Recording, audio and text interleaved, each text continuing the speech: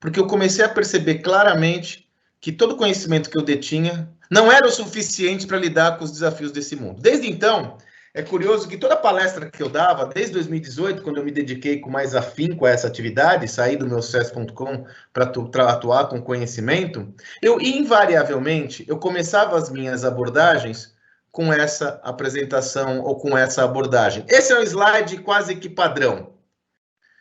Em nenhum momento da história da humanidade aconteceram tantas e tão intensas transformações. E eu confesso a vocês que eu levava aí uns bons 10, 15 minutos da minha palestra, da minha aula, do meu workshop, convencendo aos meus interlocutores que o mundo estava mudando. Porque muitos ainda não entendiam as transformações por qual o ambiente estava passando. Até sentiam desconforto, puxa, mas como eu faço, não dá o mesmo resultado, o que acontece, mas não tinham um entendimento claro das transformações por qual passava o mundo. Mas aí chega março desse ano, e a tal da Covid vem, e definitivamente, se alguém tinha dúvidas que estamos perante um processo de transformação da sociedade, que impacta a tudo e a todos, impacta todos os negócios, desde o gigantão até o pequenininho. Se alguém tinha dúvidas que isso era uma realidade,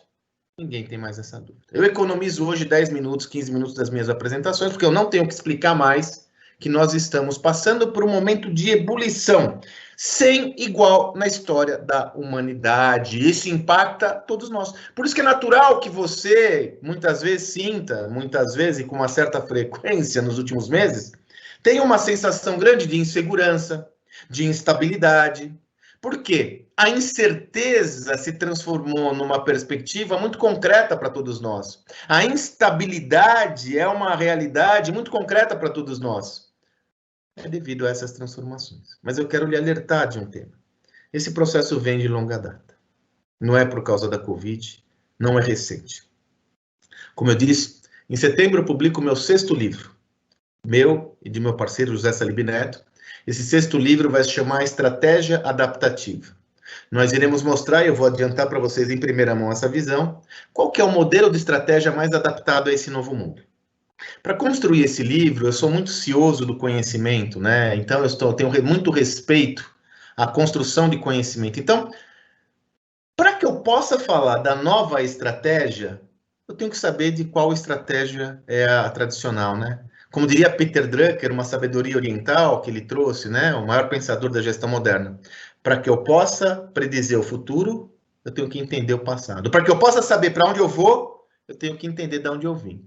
Então, nesse projeto do novo livro, nós fizemos um estudo aprofundado sobre a evolução do mundo empresarial e da estratégia. Eu quero mostrar, não vou dar aula de história para você, mas quero mostrar um conteúdo importante, uma referência importante, que explica muito os desafios por qual passamos hoje. Se a gente for analisar todo o mundo empresarial, desde a Revolução Industrial, lá no início do século XIX, né? Início do século XIX, final do século XVIII, quando as empresas, as indústrias apareceram, esse mundo, do início do século XIX até os anos 70, 80, ele mudou muito pouco. Olha, gente, eu estou falando de mais de 100 anos que o mundo empresarial mudou muito pouco. Sabe por que mudou muito pouco? Porque esse era o mundo que eu chamo do mundo de mercados ilimitados. Havia muito mais demanda do que oferta. Muito mais gente querendo comprar do que a capacidade produtiva das indústrias de até então.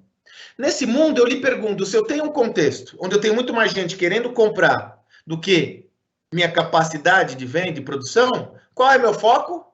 Eficiência operacional. O meu foco sempre foi qual? Eu tenho que ter uma máxima eficiência operacional, porque quanto mais eu produzir, mais eu vou vender. Por quê? A concorrência era baixa. Lá pelos anos 70, 80, final de 70, começo de 80, e olha, muito pouco tempo atrás, minha gente, começa a aparecer um fato novo no mundo empresarial. Qual que é esse fato novo? Aumento da concorrência.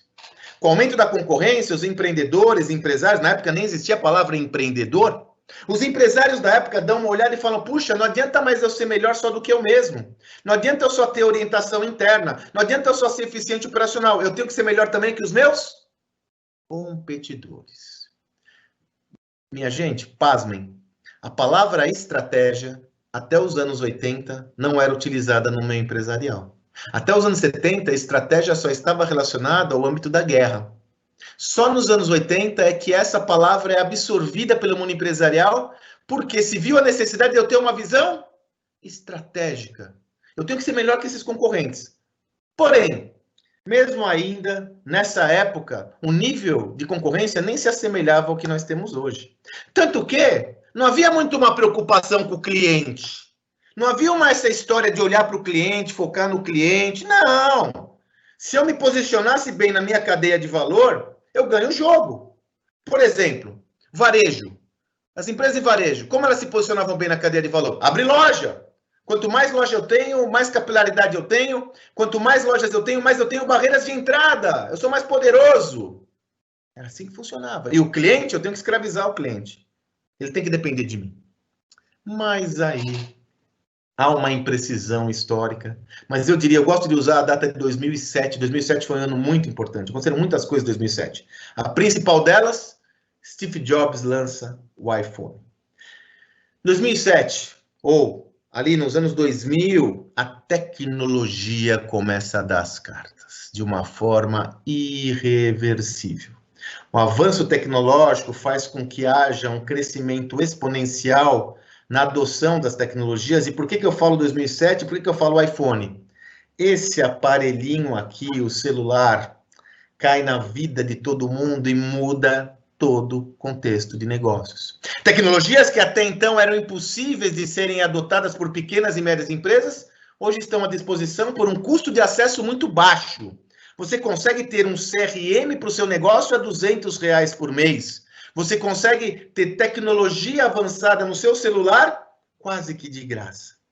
O mundo vira de pernas para o ar. Alguns chamam esse mundo de mundo VUCA. Você já deve ter ouvido falar, já deve ter ouvido esse acrônimo, né? Um mundo volátil, incerto, complexo e ambíguo. Eu diria que hoje, depois do Covid, é um mundo vulcão. Nunca o mundo foi tão volátil, complexo, ambíguo como o atual. Nunca, em nenhum momento da história da humanidade. Outros chamam da quarta revolução industrial, não importa a nominação que nós possamos dar. Como eu disse, o Covid só acelerou um processo de transformação que remonta a mais de 10 anos. E se você não se preparar adequadamente a esse novo modelo, você corre o risco de ter sérios problemas. Agora, se a gente analisar bem, qual que é a grande diferença? Qual que é o grande motivo dessa complexidade? A tecnologia empurrou, mas o que aconteceu de fato que tornou a nossa vida mais complexa? A concorrência explodiu. E é importante você entender isso, hein? É fundamental você entender isso, porque você, a partir daqui, você vai entender por que você tem que inovar constantemente. Se você não entender essa lógica, você não entende por que você tem que inovar. O fato fundamental é que a diferença toda da complexidade do seu mundo é o aumento de concorrência. Vou dar um exemplo prático. Há uns 2 anos atrás, sendo mais preciso, eu tenho uma filha, Mariana, minha mais nova, tem 17 anos. Então, há 3 anos atrás, 2 anos e meio, começaram as festas de 15 anos.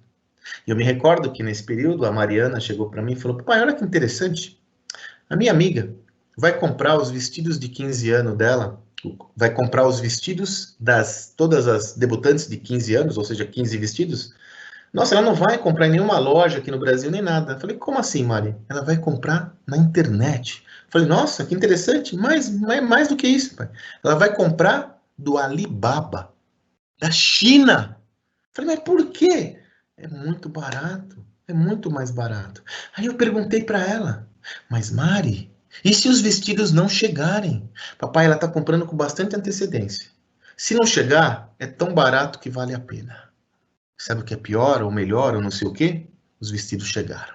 E quando houve a festa de 15 anos dessa menina, todas as meninas estavam vestidas lindamente com vestidinhos da China.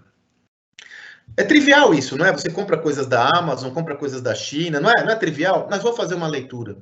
Imagina que você aí é um empreendedor, uma empreendedora que tem uma loja, ou uma loja de vestidos de debutantes, ou vestidos de 15 anos, vestidos de noivas, whatever, qualquer tipo de vestido. Você, antes da internet, ou antes dessa popularização da internet, você concorria com quem? Concorria com as lojas da sua rua, talvez as lojas da sua cidade, e quiçá as lojas do seu estado, hein? Quiçá, hoje, um lojista de uma loja de roupas compete com o chinesinho do outro lado do mundo que consegue entregar rápido a um preço acessível. Olha, veja bem, resumindo tudo que eu estou falando de avanço tecnológico e concorrência, esse é o menor denominador comum. A água está batendo no queixo de todo mundo. Com isso, o que nos interessa aqui? Lembra quando você fazia aquela estratégia para ser forte, abrir sua loja, olhar o ponto? O que você buscava?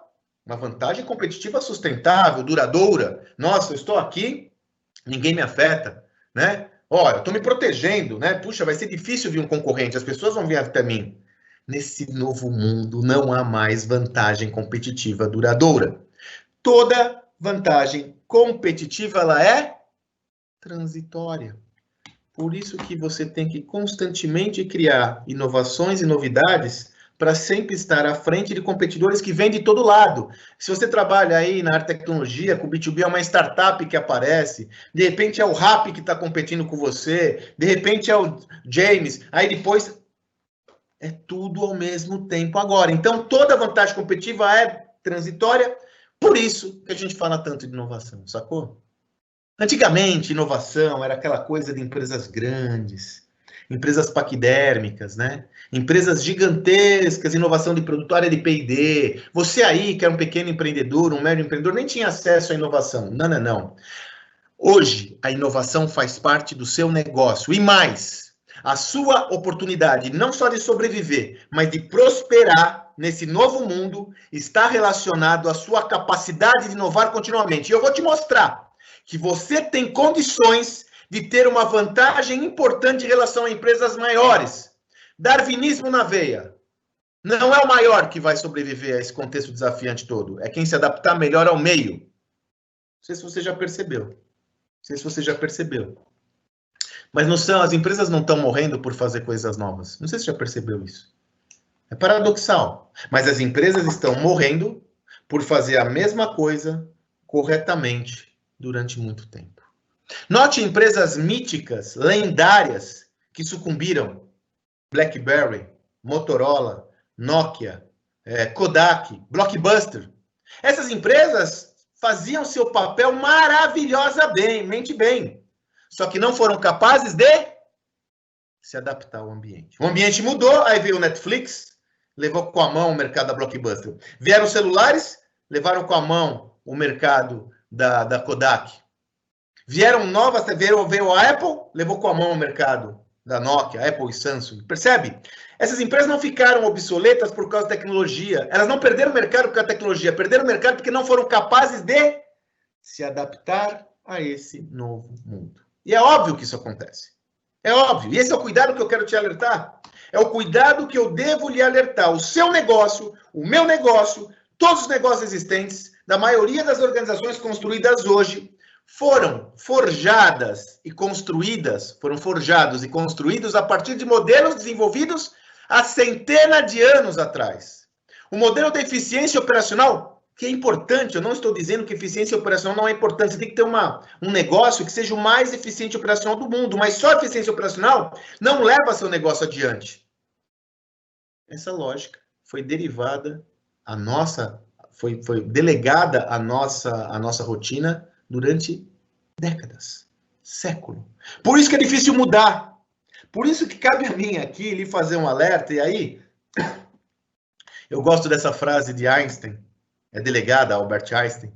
Ele dizia o seguinte, olha, fazer as coisas como sempre foram feitas e esperar resultados diferentes é uma boa definição de insanidade. Me parece que é claro e óbvio isso, né, minha gente? Se eu reconheço que tudo está mudando com uma velocidade avassaladora, eu vou continuar fazendo da mesma forma que eu sempre fiz? E aí, no meu livro Gestão da Manhã, eu trabalho outra analogia, outra metáfora que eu gosto muito, uma figura, linguagem muito forte. Vocês se lembram dessa cena? Do Titanic. A cena clássica. É a cena do Titanic, onde o transatlântico está afundando, e no convés do Titanic, os músicos estão tocando, veja só, com tranquilidade, a sua música no convés do transatlântico, como se nada tivesse acontecendo. Estão tocando maravilhosamente bem. Estão executando o seu ofício de uma forma ímpar, como poucos. Porém, é a mesma música com um ambiente em ebulição e transformação. Qualquer semelhança dessa cena com a nossa realidade não é mera coincidência. Se nós continuarmos, se você continuar tocando a mesma música num ambiente em mutação, tal qual o Titanic, você corre o risco de naufragar. Essa é a pura realidade. Porém, devo dizer a você que a minha visão é muito otimista. Por isso que eu quero trazer para você uma referência. Ok, entendo que temos que mudar. Entendo que eu tenho que mudar meu negócio. Como eu mudo? E agora, eu quero mostrar para você uma referência clara de que elementos você pode mobilizar no seu negócio para se adaptar com mais eficiência a esse novo mundo. Se adaptar com sucesso a esse novo mundo. E note que a referência que eu vou trazer aqui, ela é acessível para todas as organizações, independente do porte, do segmento, do ramo de atuação. Está acessível a você da mesma forma que está acessível à Amazon, à Apple. É sobre isso que eu quero dizer. Eu quero te mostrar, e eu vou te mostrar isso na segunda parte da minha conversa, com exemplos muito concretos, com casos de empresas muito concretas, que é possível você protagonizar esse novo mundo. Para isso, toda a base do que eu quero compartilhar com você nessa primeira parte da minha conversa é essa lógica da nova estratégia para um mundo em transformação. Eu chamo essa estratégia, nós batizamos essa estratégia de estratégia adaptativa. E o camaleão é a melhor figura de linguagem. O camaleão se adapta a qualquer contexto. De novo, não é o mais forte que sobrevive a um ambiente em transformações abruptas. É aquele que se adapta melhor ao meio. Você pode estar se perguntando, né? Como eu me adapto? E aqui esse é o desenho da estratégia adaptativa. Veja, vou começar do fim para o começo. Lembra que no mundo onde você não tem mais uma vantagem competitiva sustentável, toda vantagem competitiva é transitória, o único caminho que eu tenho para me diferenciar é inovando constantemente. Estamos juntos? Então, o objetivo fim dessa estratégia é você ter um negócio onde você inova constantemente, gerando novas proposições de valor ao seu cliente. Por isso que no centro da estratégia está o cliente. E aí você tem 3 sistemas que se harmonizam. Esse modelo, todos esses elementos estão integrados. Ele é totalmente integrado. Agilidade, gestão baseada em informações e cultura. Eu vou trazer para vocês, com mais profundidade, cada um desses elementos, começando pelo central, o cliente. É curioso que todas as empresas vencedoras dessa nova era são empresas de tecnologia, não é? Apple, Google, Amazon, Microsoft. Como são empresas de tecnologia, às vezes a gente pensa, puxa, elas são bem-sucedidas e protagonizam esse novo mundo por causa da tecnologia. Não é verdade. A tecnologia para essas empresas é um meio. O grande motivo de sucesso dessas empresas é que elas foram capazes de entender em profundidade o comportamento dos seus clientes e proporcionar experiências superiores. Esse é o segredo de todas as empresas bem-sucedidas. A tecnologia é o meio. A tecnologia é commodity. O grande diferencial é elas colocarem o cliente no centro da jornada de criação de valor e criar soluções inovadoras, poderosas para esse cliente. O americano chama essa característica de centralidade no cliente como customer centricity. Então, são empresas customer centric. Empresas centradas no cliente. Isso é muito além de colocar o foco no cliente, minha gente. Já falei sobre ele, né? A minha maior referência intelectual é Peter Drucker. Olha só o Drucker. Lá em 1964, ele começa a falar uma coisa que era assim, com a concorrência aumentando, as empresas vitoriosas da nova era vão ser aquelas que forem capazes de gerar uma experiência superior a seus clientes. Ele começou a falar sobre o tal do Jobs to be Done.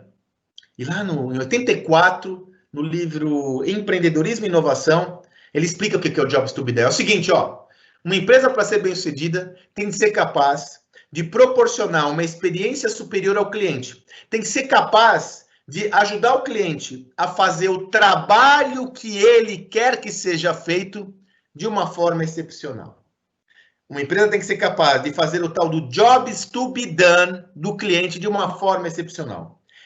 O motivo de sucesso das empresas protagonistas dessa nova era é que elas colocam o Jobs to be Done do cliente em primeira linha.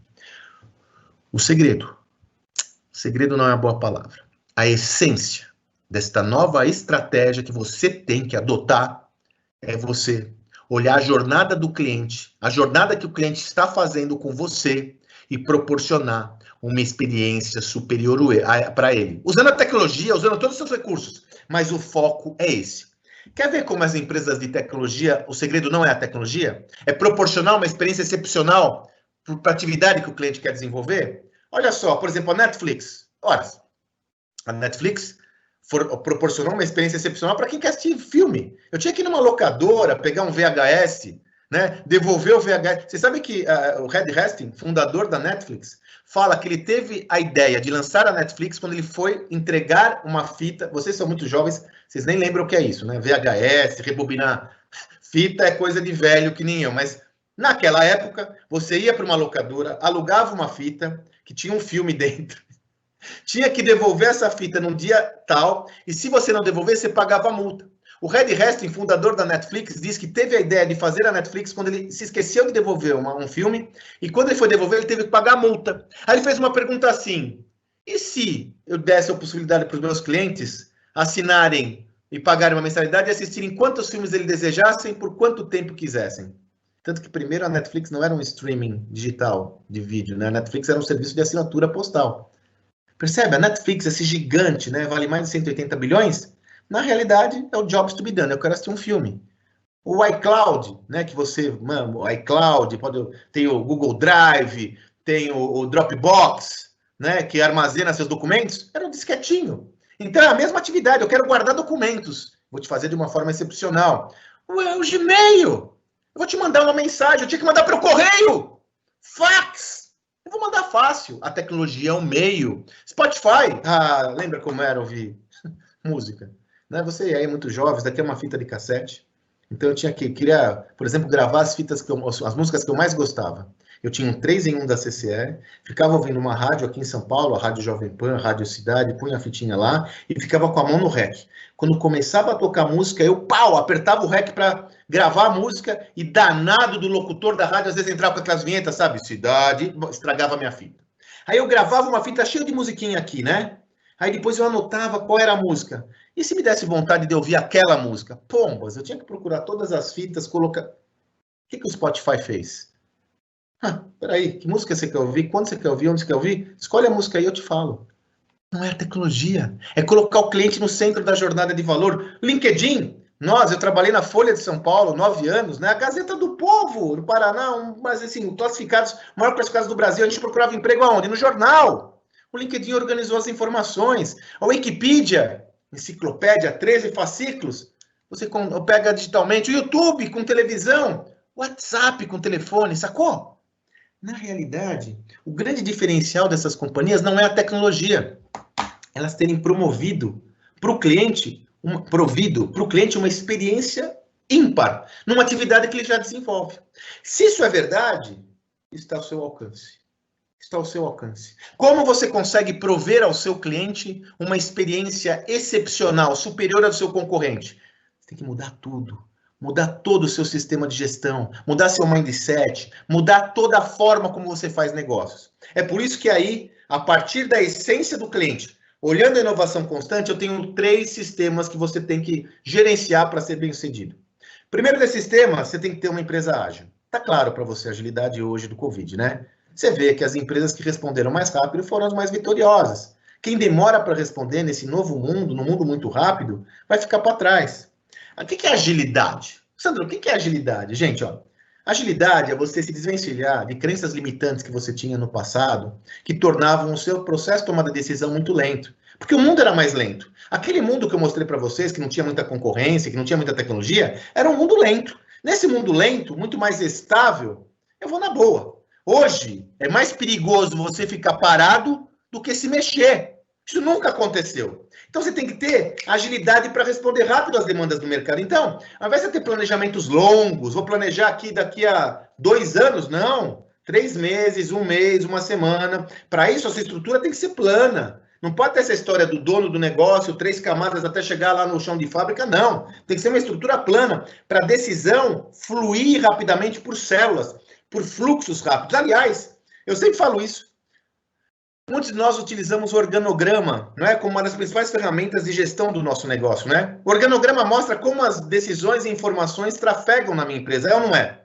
Você sabia que o organograma foi desenvolvido pelo exército prussiano na Primeira Guerra Mundial?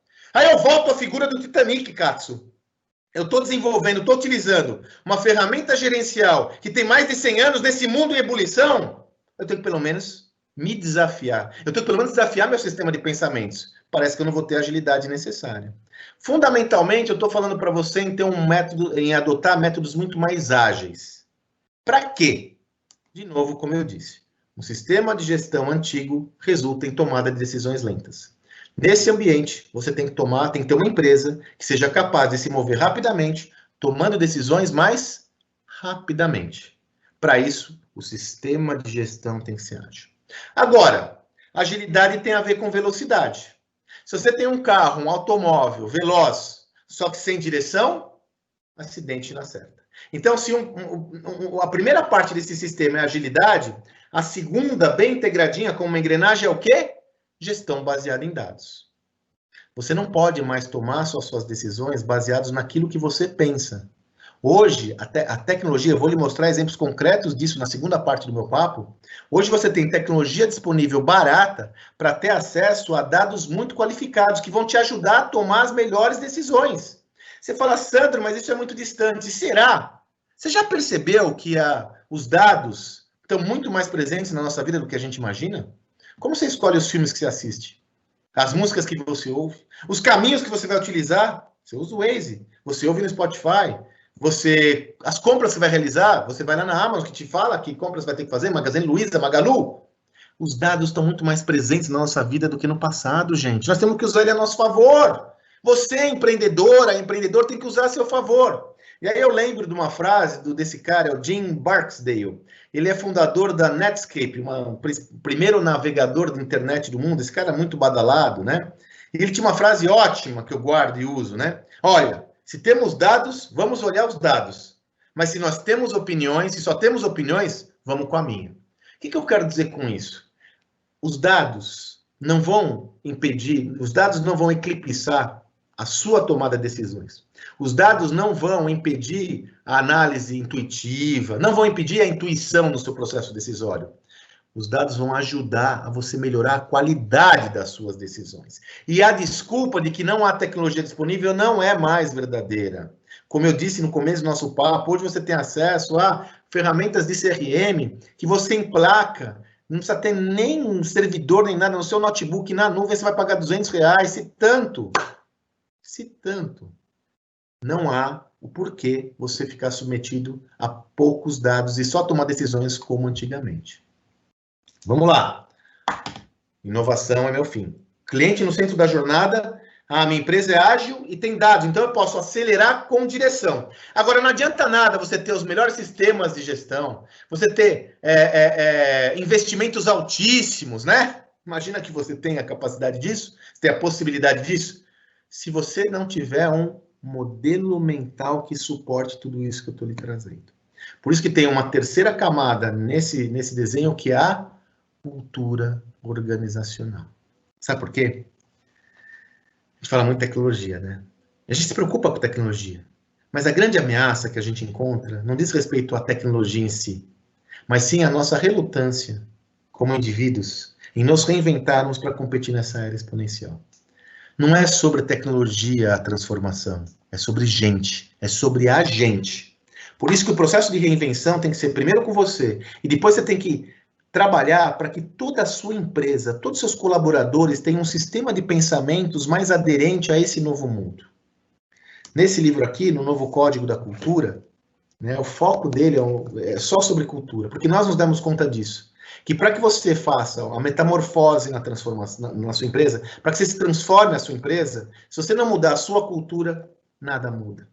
A cultura é o seu jeito de ser. É o modo como as coisas acontecem no seu negócio. Uma explicação sintética para a cultura. Quando eu falo, minha amiga, como é a cultura do seu negócio? A cultura é nosso jeitão de fazer as coisas aqui, é como a gente é. Né? Então aqui, aqui é mais informal, aqui é mais formal, aqui é mais meritocrático, aqui é mais participativo. Isso é a cultura. Se esse sistema de pensamentos, que é a cultura, não suportar a inovação, você não vai inovar. Sabe por quê? Há uma tendência de você ficar com o pensamento velho, o pensamento que foi estabilizado há anos atrás.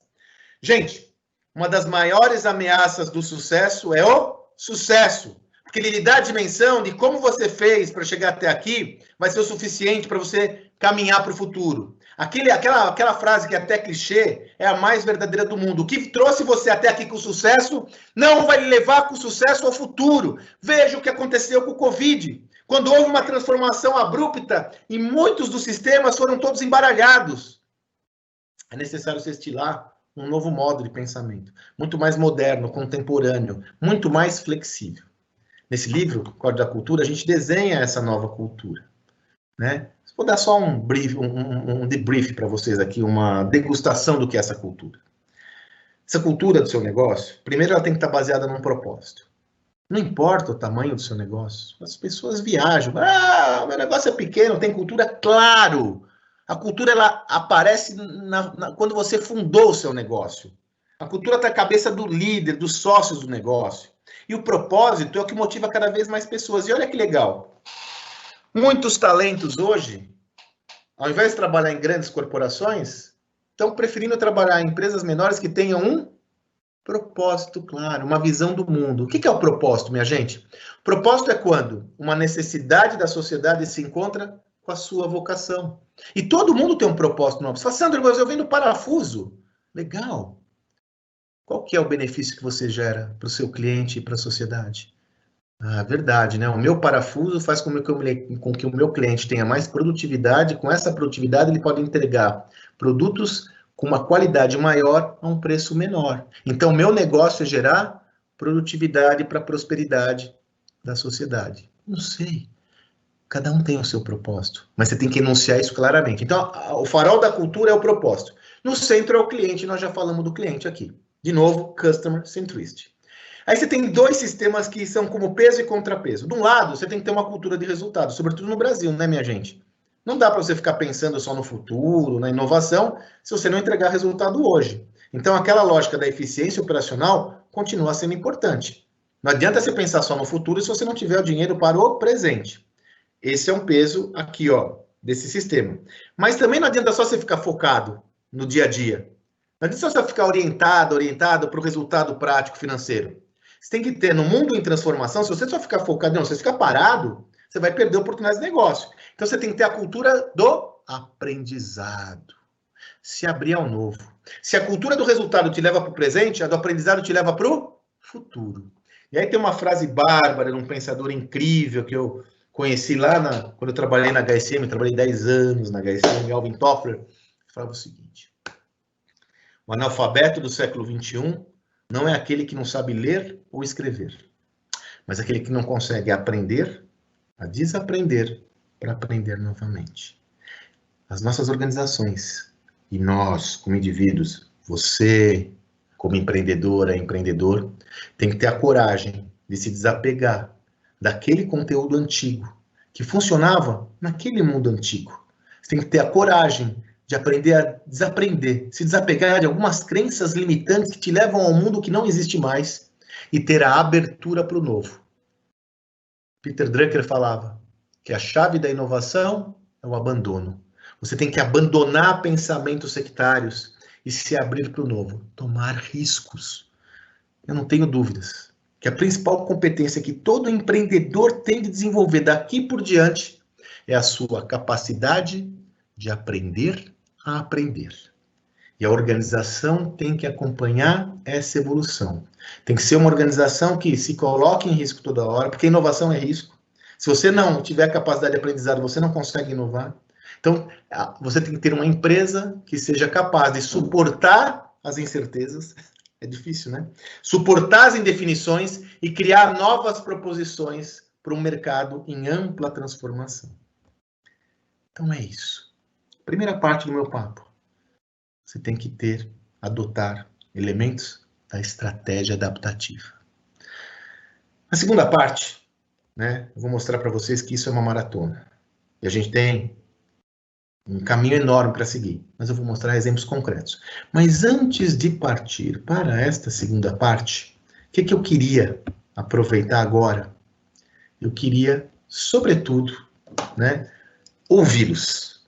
A segunda parte do meu papo, eu quero lhes ouvir.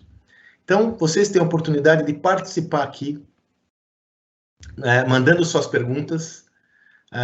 Aqui eu vou pegar nas publicadas, né, mandando as suas perguntas para a gente, e eu vou ter a honra de compartilhar com vocês tudo isso que eu estou trazendo aqui. Perguntem, mandem suas perguntas, mandem suas questões, para que a gente possa agora fazer um bate-papo.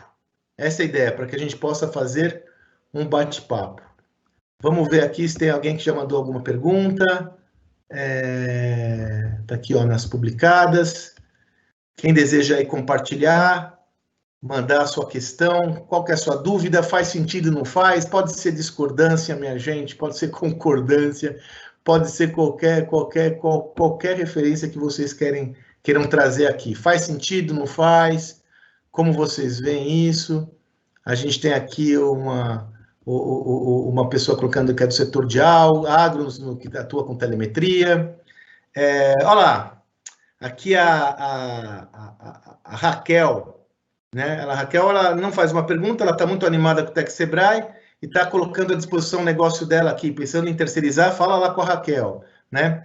Tem um anônimo aqui que comenta, isso não é muito 2007, desculpe, meu amigo, não sei exatamente o que é 2007, se você puder esclarecer melhor, manda que eu respondo. O Denis, boa, Denis. Por onde começo? Cultura, agilidade ou dados? Excelente pergunta, Denis. Na realidade, meu amigo, esse sistema é integrado. Você vai ter que trabalhar os 3 elementos juntos. Inegavelmente, Denis, o sistema mais complexo é a cultura organizacional. Então, a primeira coisa é você analisar qual que é a sua cultura, quais são os elementos da sua cultura. Procure entender qual é a perspectiva atual do seu negócio, seu sistema de pensamentos. A partir daí, você entendendo essa cultura, você constrói quais elementos são fundamentais, que você abra a mão, e quais são elementos que são importantes para estar mais adaptado à sua empresa a esse novo mundo. Fazendo esse depara, aí você faz um plano de ação. Aí sim você entra com agilidade e dados. Por exemplo, puxa, eu percebo aqui que a tomada de decisão aqui é muito lenta, minha gente. Nossa, né? Para ser tomada uma decisão e gerar solução demora muito. Pergunta, como eu faço para diminuir esses níveis hierárquicos? Por mais que a empresa é pequena, você sabe que isso não tem a ver com tamanho. Eu vou ter que ter um sistema mais ágil. Aí você vai dar uma pesquisada aqui no projeto Tech by Sebrae, você vai ter aulas sobre modelos ágeis, Scrum, Squad, e aí você implementa isso. Gestão de dados, puxa, mas para tomar decisão mais rápida eu tenho que ter dados. Dá uma pesquisada. Então, Denis, eu diria que o sistema ele está todo intrinsecamente relacionado, mas a cultura é o que pega, é o sistema mais complexo dessa estrutura toda, eu começaria por aí. Sempre a partir do olhar do cliente, meu amigo. Isso é inegociável. Beleza? Gustavo. Professor, boa pergunta, Gustavo. Começar depois de outros em algum ramo pode ser sinal de não atingir o sucesso? Não, Gustavo, de forma alguma, meu amigo. Você sabe que no mundo antigo, a gente tinha aquela lógica, né, de o primeiro leva tudo. Lembra disso? Eu tenho que ser o primeiro, eu tenho que ser o primeiro. Tanto que muitas empresas corriam assustadoramente. Se vocês são da minha geração, você lembra que quando explodiu a internet, todo mundo queria ter internet, queria ter site, porque fazia sentido ter site. Eu nem sabia o que era, mas eu queria estar lá. Eu digo hoje o seguinte, Gustavo, não é o primeiro a chegar que leva tudo. É aquele que tem mais capacidade de aprender que leva tudo. Então, meu amigo, o Google não foi o primeiro buscador. O iPhone, não sei se você sabia, mas o iPhone foi o 5º smartphone a ser lançado. A Amazon não foi o primeiro e-commerce, foi o eBay. Essas empresas tiveram, sobretudo, Gustavo, alta capacidade de aprendizado e se movimentar rápido. Essa é a chance de vocês.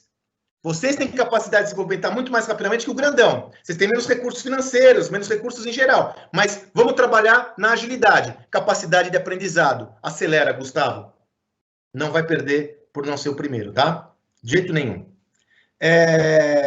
Olha lá que perguntou. O Murilo Klein faz uma pergunta que é parecida com a do Fernando, se eu não me engano. Ó. Até quanto, seja dinheiro... boa, é a mesma questão. Até quanto, seja dinheiro ou dias, meses, investir, assumindo o risco, mas sem perder o fio da meada? Que é a mesma pergunta do Fernando. Como saber qual é o limite do risco? Sem pensar muito ou arriscar tudo? O Fernando e Murilo, olha que coincidência. Quem quiser, depois eu vou deixar no final da minha apresentação o endereço. Eu tenho um Telegram, um canal no Telegram gratuito, né? @Sandro Magaldi. Todo dia eu posto um áudio sobre gestão. Coincidentemente, o meu áudio sobre hoje foi sobre isso. Até quando é teimosia ou persistência, né, Murilo, Fernando? Porque a vida como ela é isso, né? Veja, eu vou trazer para vocês um conceito. Quando você inova, a única variável que você controla é justamente até quando você consegue suportar o risco. Por isso que a grande referência que eu trago é a seguinte: defina até quanto você pode suportar o risco da imprevisibilidade. Define em grana, define em tempo. Então, ó, eu estou fazendo esse projeto novo, eu vou investir X mil reais ou X tempo. Eu vou fazer de tudo para ele dar certo. Nesse período, se eu perder dinheiro, eu perdi. Se não deu certo, não deu. Se eu perder tempo, eu perdi. Mas eu vou até o final. São 6 meses? São 9 meses? E você vai focar todo o seu esforço nesse período. Irremediavelmente, vai fazer de tudo para dar certo. Jeff Bezos, o fundador da Amazon, quando um dos maiores fracassos corporativos da história recente da humanidade foi o Fire, que é o celular da Amazon. Eles perderam mais ou menos 190 milhões de dólares. Quando ele estava no auge da perda, um analista financeiro perguntou para ele: ô Bezos, quando isso daí vai dar certo? O Jeff Bezos falou: se eu soubesse quando ia dar certo ou se ia dar certo, não era uma inovação. A inovação é imprevisível por definição, então envolve tomar riscos. Dessa forma, a única variável que você controla é a sua capacidade de tomar esse risco. Então eu sempre recomendo: defina uma grana ou defina um tempo, uma energia, mas não olhe para trás. Quando você definiu isso, vai até o final como se não houvesse amanhã. Pegue esse projeto novo e fracione ele em pequenas trilhas. Então, ao invés de você olhar o fim dele, fala: puxa, qual que é a minha primeira conquista? Se eu conquistar um cliente, já estou evoluindo. Legal. Então, a primeira milha, um cliente. Se eu lançar uma outra funcionalidade, já é legal. Então você divide a sua meta em pequenas trilhas e vai seguindo sua jornada, ok? Murilo e Fernando, não é fácil, mas é requerido e mandatório, meus amigos. Temos que fazer essa jornada. O Saulo aqui que está falando sobre inovação. O Wagner, como identificar o jobs to be done? Wagner, na segunda parte eu vou falar direitinho. Se eu não responder sua pergunta, você volta, tá? Eu vou até mostrar o mapa da mina, tá? Quanto tempo pode levar para mudar a cultura de uma empresa com mais de 30 anos? Gente, não há uma precisão clara de quanto tempo leva para mudar a cultura. Estudiosos falavam em 5 anos, né? Mas hoje a gente percebe que o grande dilema é esse: eu não tenho tanto tempo. Então, hoje a gente já considera que uma mudança cultural leva de 2 a 3 anos, se investido muito tempo e energia. A resposta principal para a sua pergunta, meu caro, minha cara, é que leva tempo. Não adianta. Transformação cultural leva tempo. E é aí que a porca torce o rabo, como diz lá no interior de São Paulo, porque o tempo é o que você não tem. Porém, como eu disse, é uma maratona. E todos nós, todos os seus concorrentes, todo mundo está na mesma maratona. Dessa forma, se é uma maratona, comece logo essa jornada, porque você sabe que vai levar tempo. E faça a transformação. É possível transformar culturas seculares. Depois você lê meu livro, eu tenho um monte de exemplos que eu mostro como empresas tradicionais mudaram a sua cultura para serem mais ágeis. Microsoft, Magazine Luiza, várias empresas que a gente pode citar como exemplo, né? Vamos lá. O Léo, trabalho com uma empresa de tecnologia, diversos ramos. A pergunta é: a inovação tem que partir do cliente ou da minha empresa? Devo sugerir inovações ou apenas aceitar demandas? Devo sugerir inovações ou apenas aceitar as demandas dos meus clientes? Léo, a inovação emerge do cliente, mas quem pauta a inovação é você. O que eu quero dizer com isso? Cabe a você identificar oportunidades de inovação a partir da evolução do comportamento do seu cliente. Mas se é uma inovação, é algo que não existe. Então, ele não vai te demandar. Ele não vai levantar a mão e falar: Léo, eu quero isso. Nós não levantamos a mão e falamos que a gente precisaria de um aplicativo para pedir um carro. Nós não sabíamos que podia. Nós não levantamos a mão e falamos que a gente queria um aplicativo para ouvir música. Nós não levantamos a mão e falamos que podíamos comprar a qualquer hora do que eu quisesse, compra de supermercado no celular. Eu não sabia que podia. Agora, observando o comportamento do meu cliente, eu vi que tinha essa lacuna. Então, Léo, ela emerge do cliente, mas quem tem que pautar o cliente é você, tá? Não espere o cliente. O Henry Ford falava o seguinte, Léo. O Henry Ford, ele popularizou, ele transformou, né, a produção massiva de automóveis com a Ford, que, como consequência, popularizou a indústria automobilística. O Ford falava o seguinte: Se eu fosse fazer tudo aquilo que meu cliente falava para eu fazer, eu não construiria fábricas de automóvel, e sim daria um jeito de cavalos correrem mais rapidamente, porque é isso que eles queriam, sacou? Então, você tem que enunciar a inovação que está na cabeça do seu cliente. Por isso que é tão arriscado, né? O Paulo Ramalho, um propósito claro e bem definido é suficiente para estabelecer uma cultura forte? Paulo, é o começo. O começo, o farol é o propósito. Mas não se esqueça, centralidade do cliente, cultura de resultado, porque o propósito, puxa, você não é uma ONG, né, meu caro? Mesmo a ONG tem que gerar resultado. Então, cultura de resultados e cultura de aprendizado. Esse é o sistema que funciona. Se quiser, Paulo, eu também gratuitamente, eu tenho uma plataforma, www.gestãodoamanhã.com.br. No final também eu coloco esse slide, gestãodoamanhã.com.br, sem acento. Lá você tem vários vídeos, por exemplo, lá você tem uma websérie de transformação de cultura, você tem como a Ambev está mudando sua cultura, como a Vivo está mudando, vários vídeos gratuitos que vão te ajudar a responder melhor essa questão, tá ok? Inclusive lá tem gratuitamente uma amostra do meu livro para você. Vamos lá, vamos aqui. O Lucas, quando você comenta sobre a pandemia mudar toda uma situação e ter uma mudança drástica, me lembro sobre hoje os problemas que o Airbnb encontra.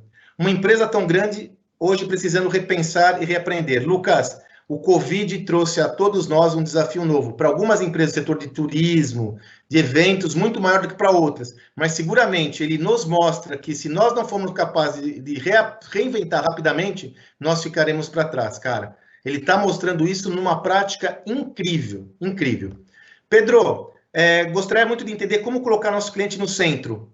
Me cobra se eu não te responder agora, que eu vou mostrar o mapa da mina aqui na segunda parte, tá? Rafael, excelente pergunta do Rafael. Cadê? Excelente pergunta do Rafael. Essa velocidade que temos que ter demanda recurso financeiro ou tem a ver com a capacidade de se adaptar? Rafael, tem mais a ver com a sua capacidade de se adaptar e ter agilidade do que recursos financeiros. Não que os recursos financeiros não sejam necessários e requeridos, mas tem muito mais a ver com o modelo mental e com seus sistemas de gestão do que com sua capacidade de ter recursos financeiros. Você vai aprender aqui no programa, na mentoria, com as mentorias e com todo o programa do Sebrae, métodos ágeis, que mostram como você pode tomar decisão rápida usando um novo sistema de gestão. Agile, Squad, Sprint. Cara, para uma empresa pequena, isso está totalmente à disposição. Então, meu amigo, tem muito mais a ver com sistema de gestão e de pensamento do que com grana. Evandro, como fazer uma proposta de estrutura organizacional de empresa que não seja um organograma? Evandro, não há problema algum de você usar o organograma. Nenhum problema, desde que você tenha um sistema que seja muito menos hierarquizado, muito mais plano, onde as informações não tenham um fluxo contínuo vertical e sim horizontal. A estrutura hierarquizada de um organograma clássico, ela leva a organização a ter mais lentidão, porque a informação para sair daqui de cima e chegar aqui embaixo, leva muito tempo, porque ela passa por vários níveis hierárquicos. Então, você pode ter um organograma desde que seja planificado com estruturas horizontais, onde as empresas trabalham muito mais com células de negócio do que com departamentos funcionais. Então, por exemplo, você vai desenvolver uma inovação, você vai colocar um novo produto no ar. O ideal é que você tenha as competências multidisciplinares desenvolvendo esse produto, trabalhando juntas, do que primeiro eu vejo o marketing, depois eu vejo vendas, vejo a área de produção. Não, coloca todo mundo para pensar juntos esse problema e a solução sai muito mais rapidamente. De novo, eu volto nos métodos ágeis. Então, na realidade, Evandro, o problema não necessariamente é você usar um organograma. O problema é você usar ele à moda antiga, com uma estrutura muito hierarquizada. Aí sim, é um risco grande você ter uma tomada de decisão lenta. A cultura, já falei dos 30 anos. Como aplicar esse modelo numa empresa de vendas que não tem produtos e sim representa outras empresas, como imobiliária, onde o cliente é diverso? Da mesma forma. Hoje você tem, por exemplo, segmento imobiliário, o que as empresas de tecnologia, Loft, Quinto Andar, estão fazendo? Elas reinventaram esse mercado colocando o cliente no centro da jornada de criação de valor. Você vai ter que repensar toda a sua lógica, que antigamente era, eu tenho um imóvel, o imóvel é meu? Não, você tem um cliente. Você tem que se adaptar totalmente à necessidade do seu cliente. Então, não importa se é produto ou serviço, você vai ter que entender qual que é o foco e a orientação do seu cliente. A Cássia, qual a importância da comunicação interna nessa construção? É fundamental, Cássia. Comunicação é essencial. tanto interna quanto externa, porque o que vai engajar seu público é justamente a comunicação, eles entenderem qual que é o propósito, qual que é a visão de mundo da sua organização. Se você não for capaz de articular isso de uma forma explícita aos seus clientes, eles não vão entender, não vão se engajar com você. Muito boa a sua colocação, minha amiga. Fundamental. Comunicação é essencial, não tenho dúvidas. Vamos dar mais duas aqui, eu volto para a segunda parte, a gente volta para vocês. Qual os principais meios... Aí, ó, o Vitor, quais os principais meios para conseguir mostrar a cultura que quero estabelecer na empresa para os meus colaboradores? Vitor, primeiro, o americano tem uma frase boa, walk the talk, ou seja o exemplo na sua empresa. Faça aquilo que você fala. Então, a primeira forma de você fortalecer a cultura é você ser a referência e o exemplo. O líder, ser a referência e o exemplo. Segundo, a Cássia já deu a letra, comunicação. Comunicar muito. Ó, nós estamos aqui, queremos chegar aqui e para essa caminhada é necessário essa competência. A comunicação da liga. Agora, fundamentalmente, meu amigo, exemplo. Seja a referência que você deseja na sua organização. Vamos lá, mais uma questão, e eu vou para os exemplos, que eu tenho muito mais coisa para falar com vocês aqui. Obrigado aqui o Augusto, obrigado pela fala. Ele comenta assim, no momento em que micro e pequenos empresários estão sem recursos financeiros e a liberação ainda é burocrática, qual a orientação para desenvolver um projeto inovador? Cooperação e colaboração seria o caminho? Augusto, matou. E eu vou te mostrar exemplos práticos. Veja, vocês têm recursos limitados, muito difíceis. É hora de parcerias estratégicas. É hora de você dar a mão para o seu ecossistema, para a sua cadeia de valor e juntos construir soluções que sozinho você não vai conseguir. Seguramente, cooperação e colaboração é o caminho. E não desista por causa da falta de recurso financeiro. No meu sucesso.com, eu fiz estudos de caso, produzi estudos de caso de mais de 30 empreendedores. A maior parte deles com recursos escassos, conseguiram fazer grandes realizações. Eu confio que é possível. Muito complexo, sobretudo no tempo atual. Mas não desista. Não pense que é impossível. Não coloque essa crença limitante consigo. Inove, pense diferente, parcerize, traga gente. Conte com a ajuda de outros players, conte com a ajuda do Sebrae e vai para cima. Fechou? Vamos aqui mais uma para a gente poder ir para os meus exemplos aqui que vocês vão gostar, né? Aqui, ó. Como fazer... Aqui, peraí. Como fazer, desculpe, é muita coisa, né? Tá aqui, deixa eu pegar aqui, ó. Como encontrar o cliente certo para o meu negócio? E como, desde o primeiro contato com esse cliente, encantá-lo? É o Ruander. Ruander, você tem que fazer sempre uma reflexão que é fundamental. Para quem você está criando aquele valor? O valor que você cria com o seu negócio, para quem ele está sendo criado? Qual que é o seu cliente ideal? Pensa. Quer dizer, quem é aquele cliente que você fala, cara, isso faz muito sentido, essa minha solução? Qual que é a cara desse cliente? Escreve. Finge que esse cliente, escreve a persona, né, que é uma técnica muito, muito utilizada. Finge que esse cliente é uma pessoa. Qual seria o nome dele? Quais seriam as características? Qual que é? Qual o benefício que você entrega para ele, ele enxergaria como? Por que você é relevante para ele? Construa isso. E a partir daí você constrói um perfil do cliente e define que a partir desse perfil você trabalha todas as iniciativas orientadas a esse grupo de clientes. Beleza? Tem bastante coisa, mas vamos lá, pessoal, que eu vou mostrar para vocês os exemplos e volto nas observações, beleza? Compartilhar a tela de novo com vocês. Aqui, ó, quero agora responder a questão que vocês me fizeram do como, né, minha gente? Como fazer, né? Olha só, primeira coisa que tem que estar claro para a gente, pessoal. O Drucker tinha uma frase que dizem que é do Drucker, ninguém tem certeza que é de Peter Drucker. Dizia o seguinte: a cultura devora a estratégia todo dia no café da manhã. Eu pedi licença para o Drucker, eu e meu amigo Salib, que é o meu parceiro no livro, e adaptamos essa frase falando assim: a rotina devora o pensamento estratégico todo dia no café da manhã. O que eu quero trazer para você como referência? Se você não pensar em inovação, não forçar seu pensamento à inovação, você nunca vai inovar. Porque a rotina do seu dia a dia não vai te levar à inovação. Tá claro? Concorda comigo? E aí tem uma solução para isso, né? Respondendo a muitas perguntas, como eu faço na prática e tal. No livro Gestão do Amanhã a gente traz essa visão. Toda empresa hoje tem que ter os seus 2 motores de inovação. O motor 1 aponta para o presente, eficiência operacional, a rotina do dia a dia. Você não consegue gerir seu negócio sem gerar resultados práticos. Esse é o motor 1. Mas como o mundo muda com muita rapidez, eu também tenho que ter o motor 2. O motor 2 é o futuro.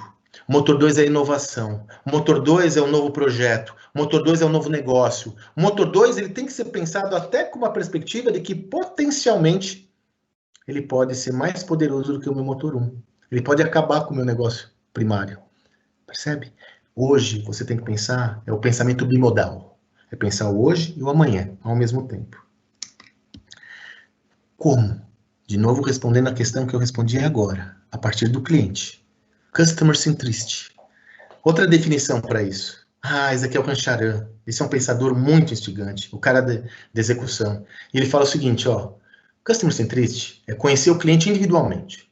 Conhecer todos os seus pontos de contato e todos os seus pontos problemáticos. E conceber um novo tipo de experiência esse cliente de ponta a ponta.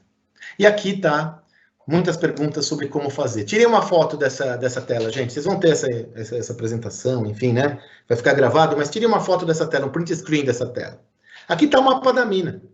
Respondendo a pergunta se a inovação emerge de mim ou do cliente. Respondendo a pergunta como eu faço na prática. É aqui, 4 passos muito simples.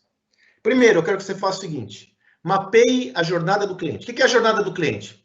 A jornada do cliente é todos os pontos de contato que o seu cliente tem com você.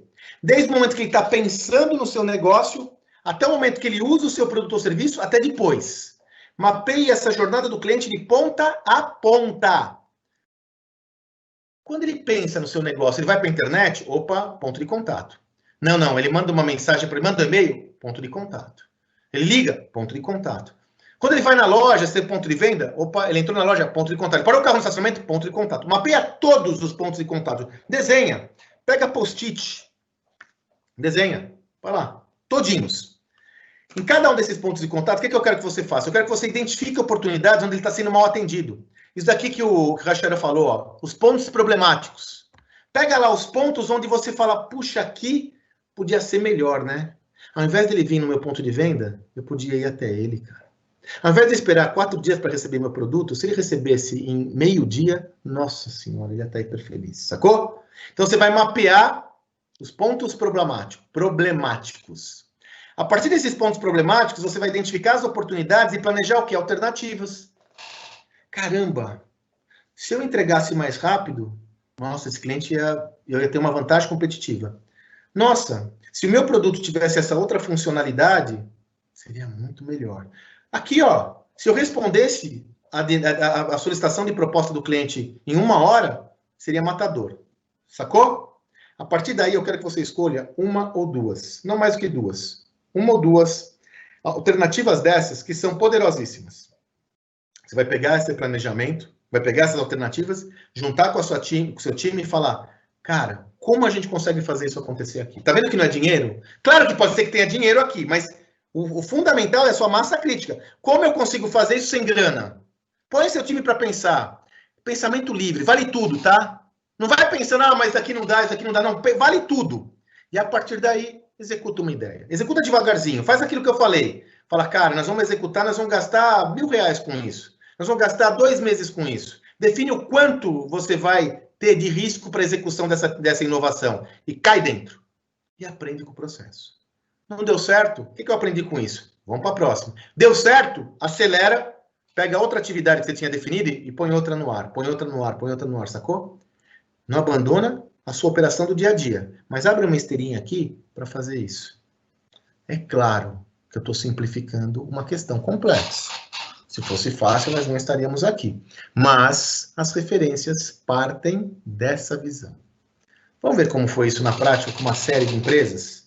Como eu falei para vocês, eu selecionei aqui um monte de empresas justamente pensando nessa nossa conversa. São empresas que encontraram uma nova forma de levar a proposta de valor ao cliente. E cada uma tem um ensinamento. Por exemplo, as empresas de restaurantes mais sofisticados. Da mesma forma que o colega comentou do Airbnb, turismo, o setor de gastronomia e culinária sofreu demais com o Covid. Sobretudo restaurantes mais sofisticados que nem tinham delivery. E aí eu começo a nossa reflexão, né, pessoal? Se eu não tinha o delivery, a minha lógica era o quê? O cliente tem que vir até mim, não eu ir até o cliente. Nós tínhamos parado para pensar se essa era a melhor solução, sacou?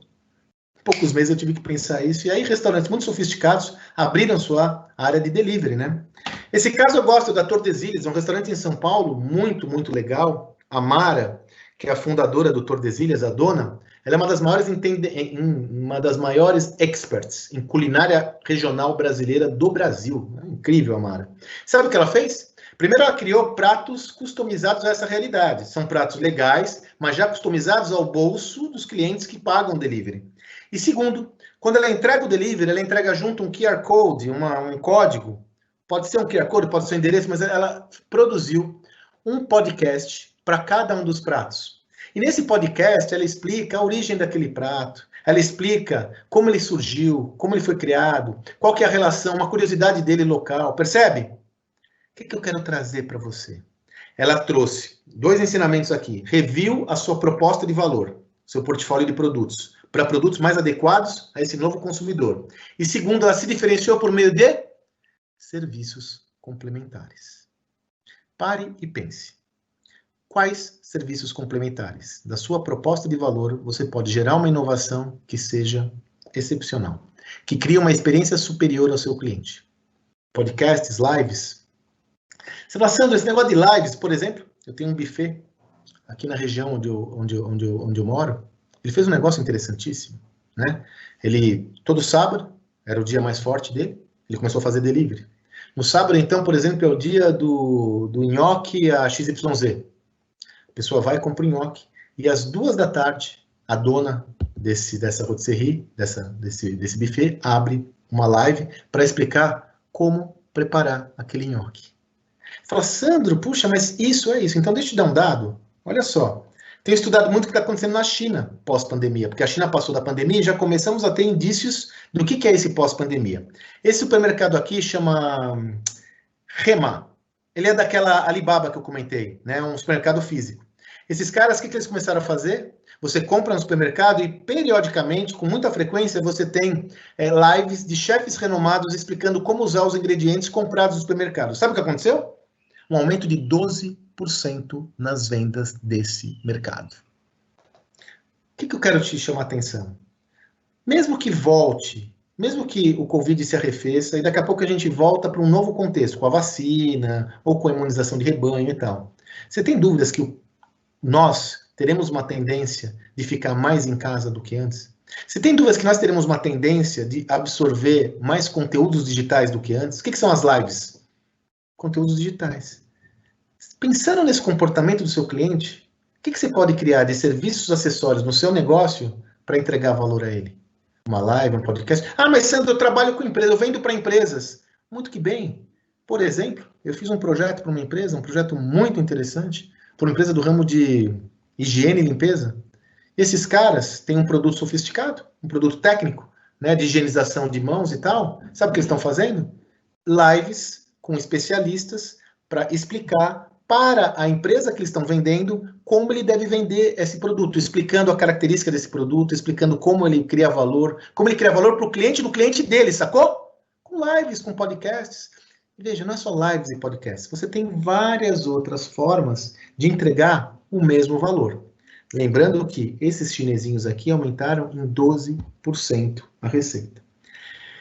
Muitos de vocês foram pegos de surpresa e o cliente não foi mais ao seu ponto de venda, seja porque o seu ponto de venda está fechado, seja porque o cliente não quer sair de casa.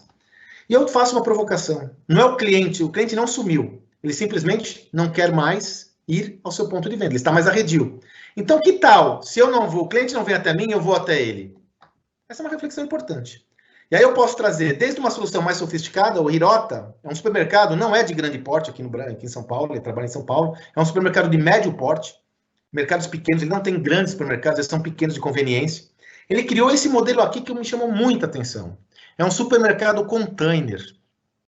É um supermercado container que ele é implantado em locais e ele é todo automatizado. Você entra no supermercado, paga, para entrar no mercado é um QR Code que abre a porta, você tem que baixar o aplicativo e paga pelo aplicativo. Não tem a necessidade, não vai, é um supermercado não, né?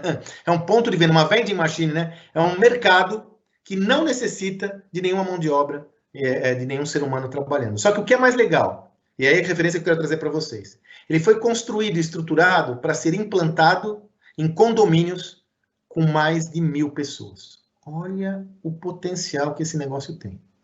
Aí você fala, Sandro, puxa vida, mas o supermercado, eu não tenho dinheiro para fazer um negócio desse nem nada. Eu não estou te falando para fazer o container.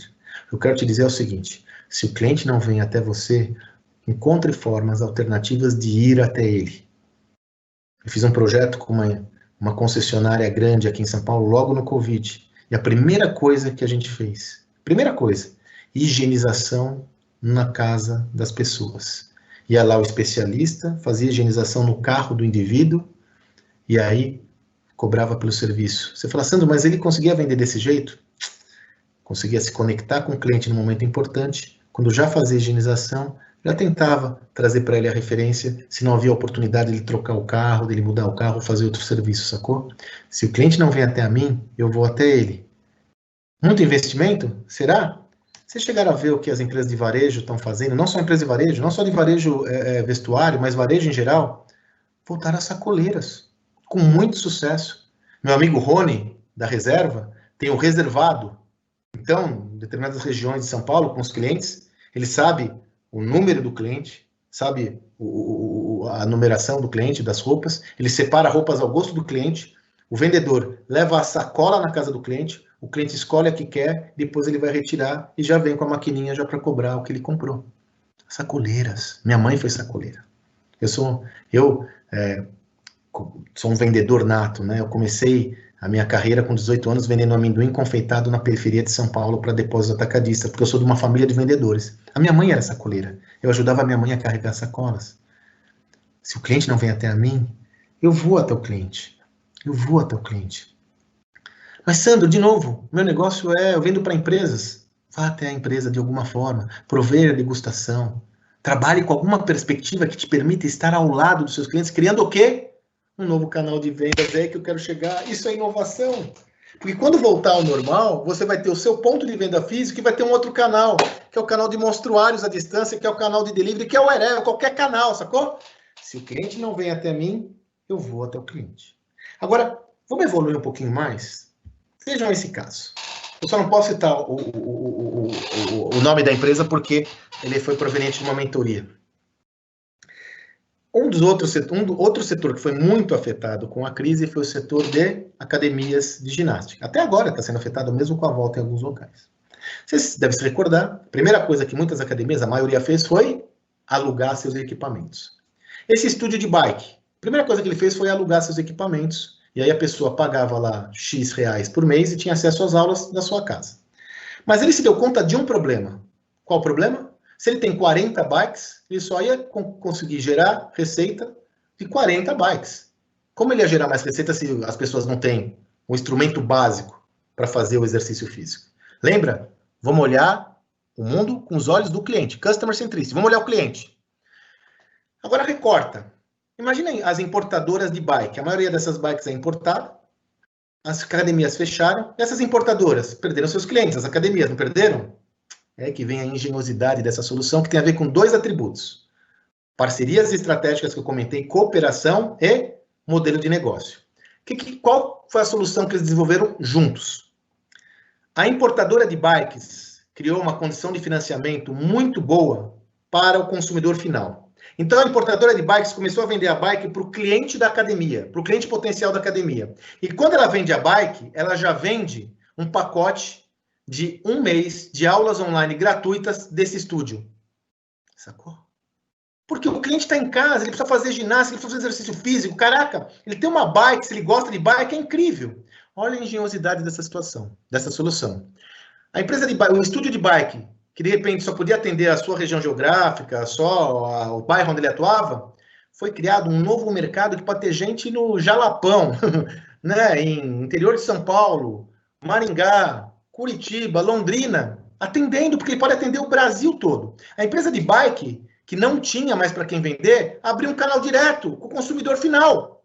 Então, esta é uma solução que mostra como, a partir do olhar do cliente, você entendendo uma demanda clara, você pode encontrar parceiros estratégicos para criar uma solução única. Por isso que ela tem 2 em 1 essa solução aqui, ó. Parcerias estratégicas e repensar o meu modelo de negócios. Nesse caso, a academia teve que repensar seu modelo de negócio para um modelo de assinaturas online.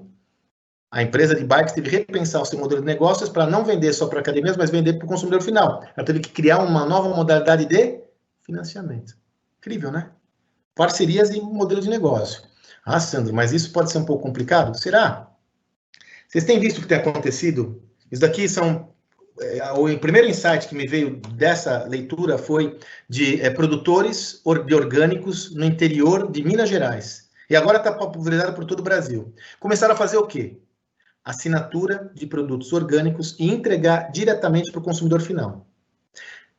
Sacou? Mas até aí ainda havia um problema, porque há o desafio de eu não ter acesso a esse cliente. O que eles fizeram? Parcerias com restaurantes que tinham acesso ao cliente, e aí eles levam uma solução completa de assinatura para o cliente final, onde o cliente leva a assinatura de uma cesta de produtos orgânicos, o restaurante complementa essa cesta com alguns produtos semi-produzidos e vai junto uma live com uma receita de como ele constrói um prato com aqueles produtos. Sacou? 2 ensinamentos aqui. Modelo de assinatura. Pessoal, esse novo mundo gera mais uma demanda maior comodidade para os nossos clientes. O modelo de assinatura, onde você entrega a quantidade que o cliente deseja, quando ele deseja, como deseja, gera mais comodidade. Esse modelo já estava explodindo alguns anos atrás, ele caiu embaixo e agora vai voltar de novo em alta. Comodidade. Modelo de negócio, de assinatura. Se o cliente não vem até mim, eu vou até ele. Ofereço uma baita comodidade para ele, ofereço um modelo de assinaturas. E ainda parcerizo com um restaurante que complementa a minha oferta de valor. Não é sobre dinheiro. É sobre empacotar uma solução, tendo como orientação principal o meu cliente. E aí eu tenho um exemplo até mais trivial do que esse, que não tem muito a ver com a nossa realidade, mas eu quero mostrar para vocês, falar assim, é muito complicado esse negócio de assinatura, muito complicado. Você conhece a história da Dollar Shave? É antiga essa história. A Dollar Shave é o seguinte, é um empreendedor nos Estados Unidos que falou assim, cara, eu quero fazer um negócio de assinatura aí. Me fala um produto que todo homem usa com frequência e tem que comprar toda hora com periodicidade. Lâmina de barbear. Cara, se eu tivesse uma assinatura de lâmina de barbear, entregasse a lâmina de barbear para esse cliente, mensalmente, com a quantidade que ele precisasse, ele vai pagar $1. Loucura, não é? E se eu te falar que esse cara ele foi fundado em 2012. Em 2 anos, ele já tinha 3 milhões de clientes. Faça uma conta. 3,2 milhões de clientes, para ser mais preciso. Cada um pagando $1, eu tenho uma receita de 3,2 milhões de dólares por mês. No ano, eu tenho uma receita de 36 milhões de dólares no ano. Fazendo o quê? Entregando lâmina de barbear. Encurtando uma história longa. Em 2016, a Unilever comprou esse danado. Pagou quanto? $1 bilhão. E o cara nasceu vendendo uma lâmina de barbear. Por que eu trago esse exemplo, a despeito de não ser um exemplo nacional? Às vezes você pode estar se achando que seu negócio não é passível dessa estratégia, né? Você pode estar achando que seu negócio não encaixa nesse modelo. Será? Se eu te falasse que é um negócio de barbear, você falaria que encaixava? Tenho dúvidas, né? Não, Sandro, mas eu trabalho com serviço, cara. O meu negócio é outro. Então deixa eu te contar a historinha gostosa desse pet shop, que é um pet shop regional, uma história incrível. E eu ajudei um pouco nesse insight. Esses caras, o forte deles era serviço. Banho e tosa de cachorros. Ração, não vendiam tanto. Não é essa imagem, tá, pessoal? Essa imagem é só de referência. Essa imagem é do Petland. Esse pet shop é da região, não posso citar a referência porque é um trabalho que eu fiz individualmente com eles. O forte desse pet shop era banho e tosa, serviço. O forte não era ração. Só que você concorda que todo cachorro que faz banho e tosa tem que se alimentar? Você concorda que ele vai uma vez por semana, uma vez a cada 15 dias, mas o normal uma vez por semana, toda semana ele está lá? E se eu perguntasse para a dona do cachorro o dono do cachorro, que ração ele come. E com qual frequência ele come a ração. E o dono do cachorro ia falar. E eu tivesse um CRMzinho básico, desse de 100zão, ia lá anotando, ó, o cachorro do Sandro, né, o Porsche, ele se alimenta da ração XYZ e ele come uma vez por mês. E aí, na terceira visita, eu falava assim, ô Sandro, você não quer fazer um esquema? Olha só, você me paga mensalmente esse valor que você já vai pagar para comprar ração e eu te entrego, quando eu entregar o Porsche, eu te entrego a ração junto uma vez por mês. Você não ia fazer isso, gente? Quem tem cachorro sabe, né? Aqui em casa, acaba a ração todo domingo à noite. A ração acaba domingo à noite e o pet shop que fica aberto domingo é 10 km, 12 km de casa. Porra, lógico que eu vou comprar. Quanto custou ele fazer essa ração? Um CRMzinho todo, que poderia fazer até numa planilha Excel, um controle legal, e perguntar para o cliente o que ele deseja. E fazer uma proposta simples, que ele quer. Porra, resolver um baita problema meu, gerou uma nova fonte de receita para esse pet shop, que aumentou a receita de ração e criou um novo modelo de negócio. Percebe que não é invenção do foguete? Percebe que não é invenção do foguete? Quando eu falo de inovação, não estou falando da inovação, eu estou falando de olhar o cliente e enxergar novos canais de vendas, novos modelos de negócio, novas formas de criar valor a esse cliente. A tecnologia também te dá outra oportunidade, que é a oportunidade para quem trabalha com B2B, sobretudo, vendas para empresas, a oportunidade de você chegar direto ao cliente do seu cliente. Isso é uma novidade. A Grifood também é um empreendedor que eu fiz um trabalho com ele há um tempo atrás. Esse cara, ele é bom do quê? A Grifood é uma empresa líder de food service. Ela entrega pão de queijo, conveniência, sabe? Então, você tem a BR, por exemplo, a loja de conveniência da BR, eles fornecem os pão de queijos, o Starbucks, todo aquele sortimento do Starbucks que não é café, pão de queijo, bolo, eles que fornecem, pizza é o forte deles. Então, eles fornecem alimentos in natura para empresas que têm ponto de venda aberto. O que aconteceu com o Covid, minha gente? Literalmente, de uma semana para outra, esses caras perderam todo o mercado, você concorda? Fecharam as portas de todas as lojas, de uma semana para outra, não tinha café, não tinha Starbucks, não tinha nada. De uma semana para outra, ele perdeu 92%. 92% não, 87% do seu faturamento. Aí, trabalhando essa lógica do cliente, mas espera aí, o cliente, para. O cliente continua tendo a necessidade de comer pizza, mas ele está na casa dele. Continua tendo a necessidade de comer quiche, mas está na casa dele. A partir dessa reflexão, ele desenvolveu um novo modelo de negócio, chamado Comer Bem. Cara, em 3 semanas ele colocou isso no ar. Um aplicativo delivery, ele podia fazer uma parceria com o iFood, ele preferiu fazer a entrega dele, mas ele podia fazer uma parceria com o iFood, subiu uma loja, e os produtos que ele entregava para Starbucks, para o seu cliente intermediário, ele começou a entregar para o cliente final. Investiu em mídia digital, né, Instagram e tal, e está rodando. Vai dar certo? Aí tem a ver com a pergunta que alguns dos colegas fizeram aí, né? Vai dar certo? A gente não sabe, mas é um caminho, porque a tecnologia te permite desintermediar mercados e chegar direto no consumidor final. É claro que você tem que ter todos os cuidados do mundo para isso, mas é uma possibilidade que a Grifo está caminhando. Depois vocês pesquisam lá, Comer Bem. É uma oportunidade, vamos se virar, o cliente não está vindo para mim, mas peraí, meu cliente precisa do pão de queijo, eu vou até ele. E onde está o nosso cliente? Né? A minha última referência, estou inundando vocês com informação, é bastante coisa, mas eu quis pecar pelo excesso. Vocês conhecem essa startup? A Numenu? Interessantíssimo. Você sabe quantos motoristas de Uber tem cadastrados no Brasil? 110 mil motoristas de Uber cadastrados no Brasil. E em muitas cidades, capitais como São Paulo, o motorista de Uber pode vender outros produtos.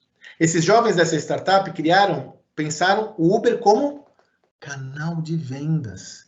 E criaram essa possibilidade. É um dispenser que vai nos Ubers cadastrados. Você pode entrar no Uber, você baixa o aplicativo do Numenu, pega a mercadoria que você quer e paga pelo QR Code do Rappi. O motorista do Uber ganha uma comissão. O que eu quero trazer para você como pensamento? Que tal nós pensarmos novos canais de vendas? Onde está seu cliente? Ele está no Uber? Quem sabe não pode ser um canal de vendas. Ele está em outros locais? Onde está seu cliente? Agora, quando eu falo pensar canal de vendas, eu quero sugerir que você pense fora da caixa. Por isso que aquele exercício de ideação da jornada do cliente, né, quer dizer, mapeio a jornada de compra do meu cliente, analiso quais são os pontos de oportunidade. Essa análise desenvolve uma solução. Nesse desenvolvimento de solução, Você tem que pensar, pensamento livre. Olha o cliente, como se não houvesse outra, como se não tivesse limites financeiros nem nada. Aí você vai encontrar soluções incríveis. Gente, às vezes a gente olha tudo isso e fala, pô, inovação é para empresa grande, gigantona. Essa Amazon é gigante, gente. Isso não é para mim, né? E aí a provocação que eu faço a vocês é: será que não é para você, né?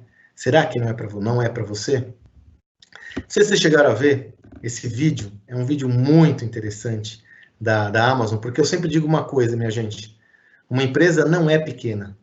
Uma empresa está pequena.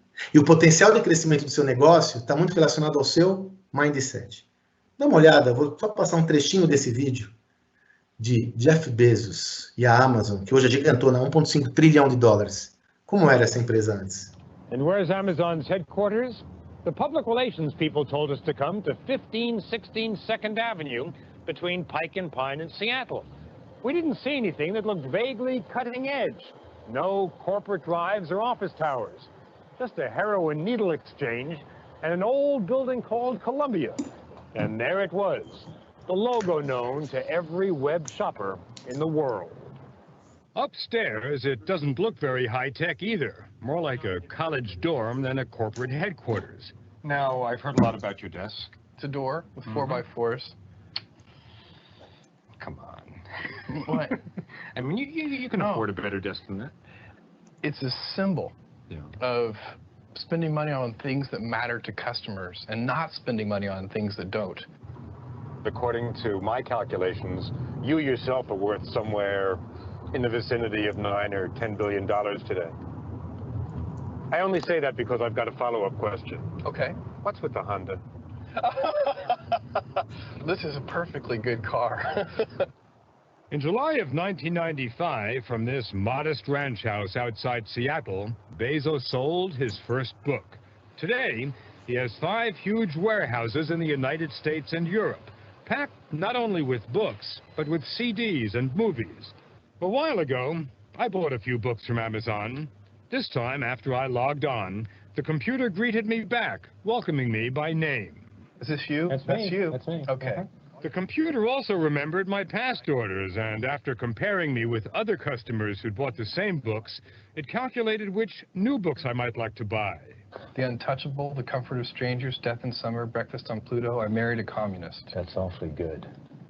I mean, frankly, that's very good, because I've already bought 2 of those books in bookstores.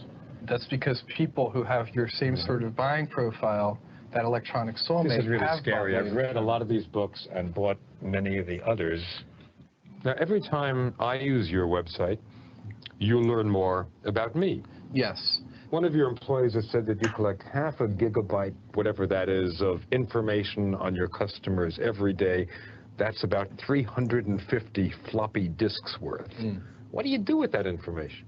That's the data that allows us to predict or try to predict what, what books and videos and music that you would like, that you haven't discovered yet.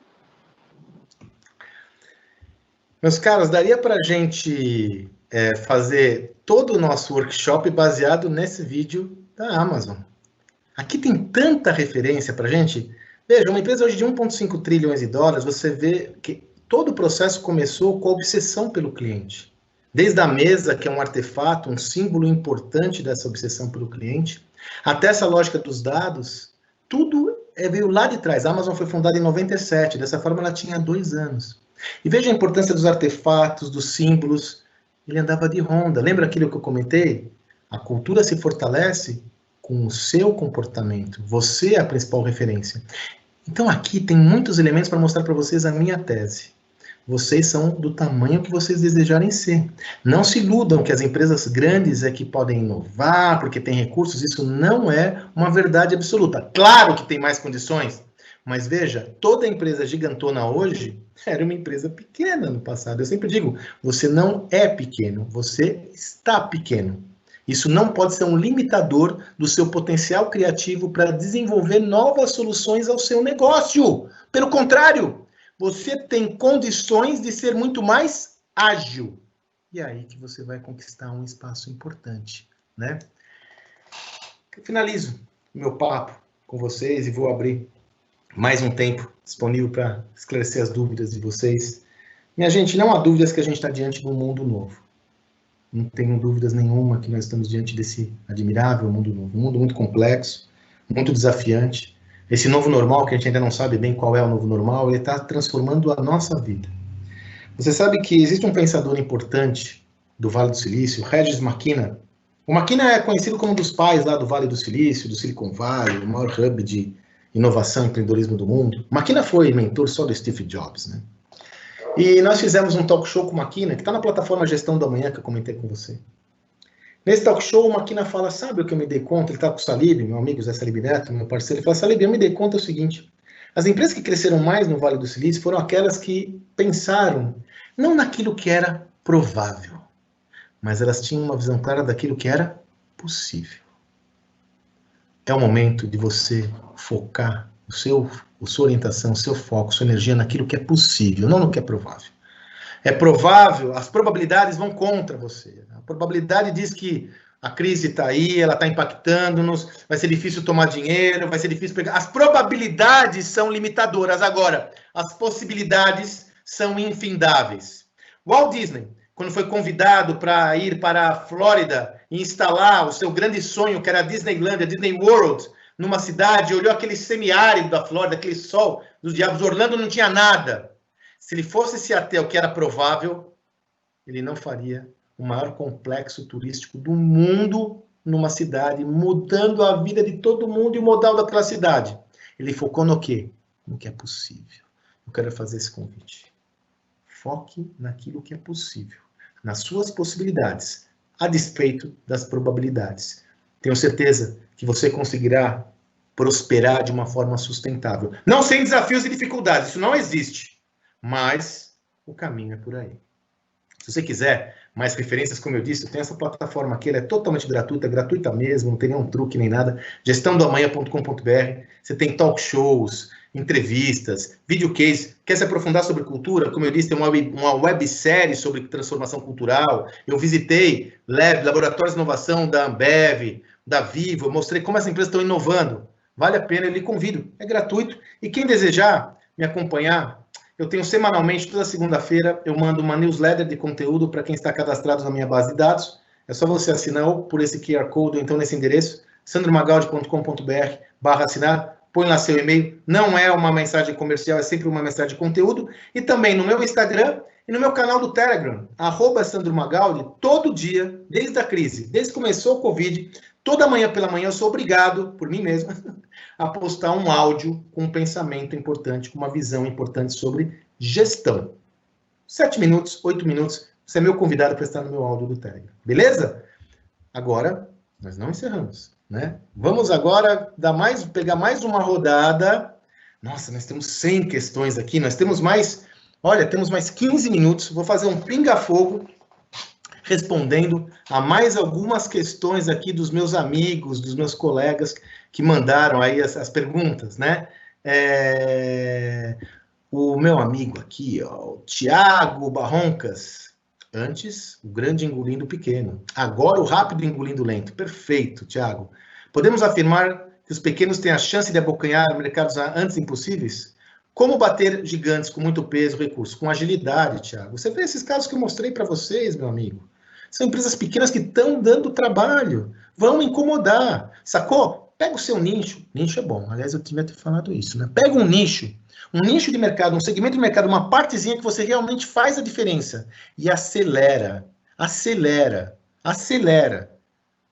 Tamanho, às vezes fica muito paquidérmico para essas empresas se mexerem. Um negócio é agilidade. Então, é com agilidade, meu amigo. Aqui a gente fala sobre como um negócio tradicional, com a panificadora, pode engrenar para a transformação digital. Meu amigo, minha amiga, eu dei algumas referências, utilizando como serviços acessórios. A ideia das lives, a ideia de conhecer melhor seu cliente, a ideia de assinatura. Por que não tem um modelo de assinatura de pão? Por que você não tem um modelo de assinatura de produtos específicos do seu negócio? Então, seguramente a tecnologia é para você conhecer melhor seu cliente, mas também para desenvolver produtos acessórios que sejam mais completos e estruturados, né? Vamos dar um salto aqui. Qual a melhor forma de estruturar um anônimo? Qual a melhor forma de estruturar um planejamento estratégico de curto prazo nesse contexto em que é necessário mudar o curso para mais inovação? Muito boa pergunta, minha cara, meu caro. Você tem que fazer esse planejamento estratégico, ao invés de você fazer um planejamento estratégico de longo prazo, como é tradicional, de 1 ano, 5 anos, você vai fazer um planejamento estratégico pensando no futuro de 1 ano, 2 anos, mas segregando esse plano em pequenas trilhas, de 1 mês, 2 meses, 3 meses, tá?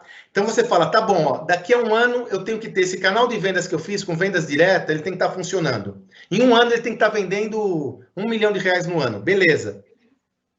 Traz para o valor presente líquido. Para que isso funcione daqui a 1 ano, o que ele tem que estar fazendo em 1 mês? O que ele tem que fazer em 2 meses? O que ele tem que fazer em 3 meses? Pequenos sprints, para você entregar a visão do todo. Dessa forma, você consegue ter mais previsibilidade de um sprint mais curto e vai te ajudar na construção do futuro. Beleza? Essa é uma lógica, como eu disse, muito utilizada, inclusive, nos modelos mais ágeis de gestão e tal. Até quando entrar em uma briga de preços, Tadeu? Idealmente nunca, né? Mas a gente sabe que estamos num momento muito complexo. Agora, a lógica toda qual que é? É que... Só um minutinho, tem um áudio aberto que está vazando o som. Tadeu, a lógica toda qual que é? Você tem que se preparar para vender valor e não preço. Se você ficar focado no preço, esse é um ciclo vicioso que não muda. Como você vende valor? Volta para a base, de novo, a gente vai voltar naquela relação inicial e entender o comportamento do meu cliente. Entender o comportamento do meu cliente. Isso é essencial, ok? Tem que sair da guerra de preços. Guerra de preços não é bom para ninguém. Vamos aqui mais algumas questões. Deixa eu ver aqui. O Thiago Schiror, desculpe se eu pronunciei errado, senhor. Como eu enxergo a questão das mídias digitais para os novos negócios? Thiago, fundamentalmente importante, sobretudo para negócios de menor porte. As mídias digitais, elas permitem você ter uma concentração de investimento em menor valor e volume, de uma forma mais dirigida junto ao seu target. Então, eu diria o seguinte, Thiago, idealmente, você tem que ter alguém que domine mídias digitais no seu negócio. Se você não conseguir ter esse domínio, você tem que buscar ajuda com agências, com assessores que possam lhe ajudar. Porque a mídia digital trouxe uma oportunidade única para empresas, que é democratizar a possibilidade de anunciar para o público que você deseja. Então, Thiago, é fundamental, meu amigo. Eu uso muito, né? Hoje, todos os meus negócios são muito dependentes da mídia digital, meu amigo. Muito. Vamos lá.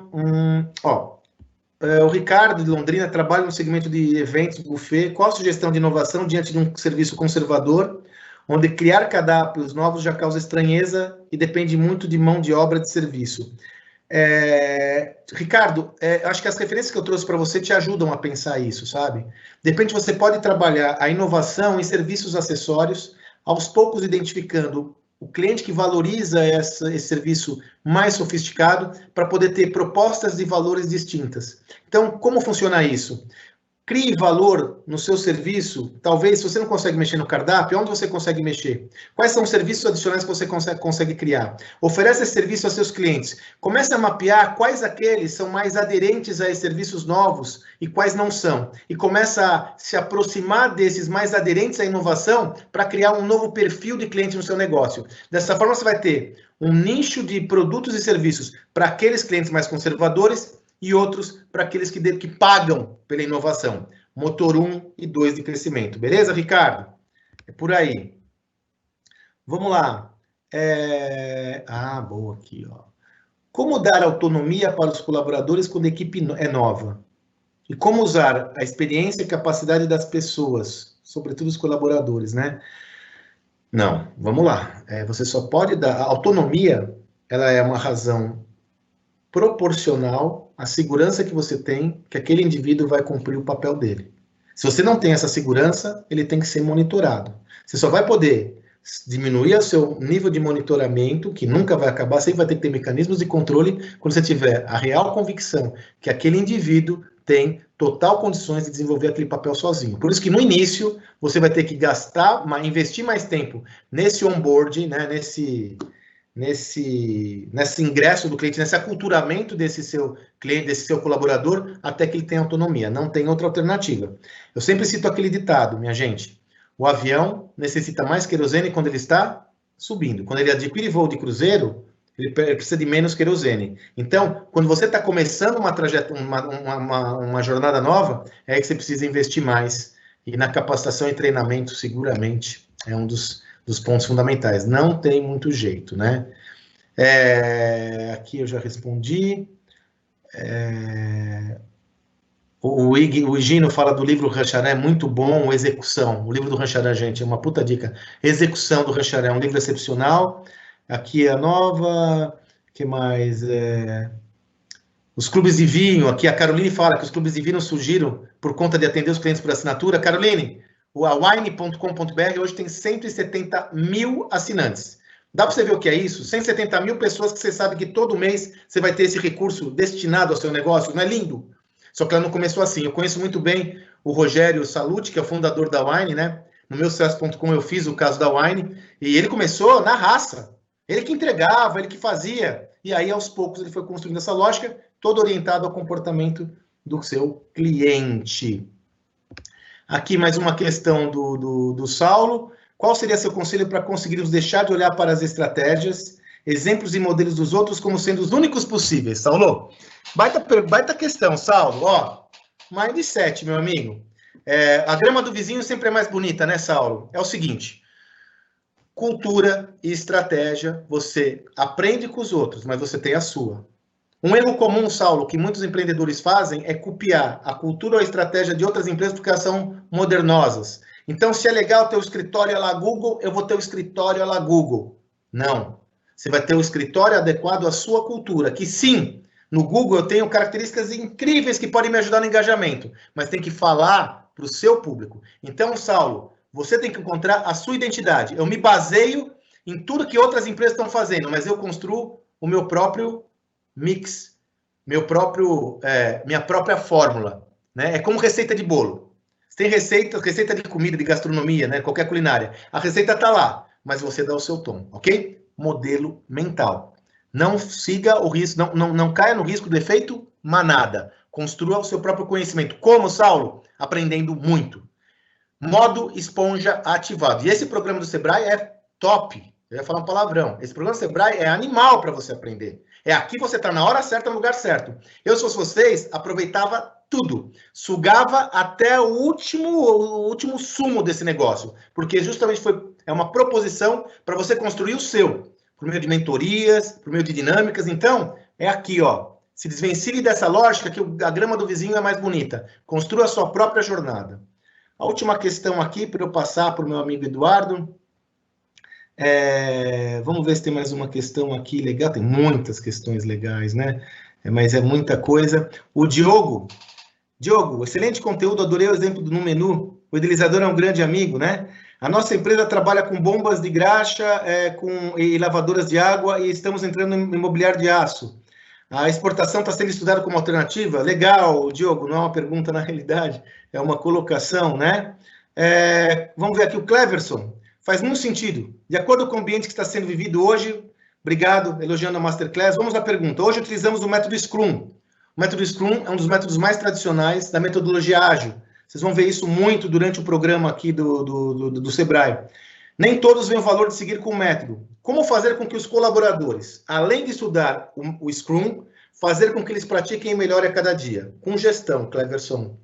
Gestão. É a mesma resposta que eu dei para a questão da autonomia, meu amigo. Enquanto você não tiver um núcleo autônomo que você tem a segurança de estar comprometido em desenvolver essa atividade autonomamente, você tem que ter supervisão. Então, dando autonomia controlada, conquistando o engajamento dessa turma, e aí você sendo rigoroso com quem não cumpre o seu papel adequadamente.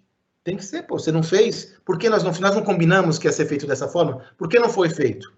Se tem uma justificativa plausível ou não. Esse indivíduo está aliado à sua cultura ou não. Eventualmente você vai ter que mudar pessoas, meu amigo. Mas é com gestão. Gestão. O líder tem papel fundamental. O líder é o farol da transformação.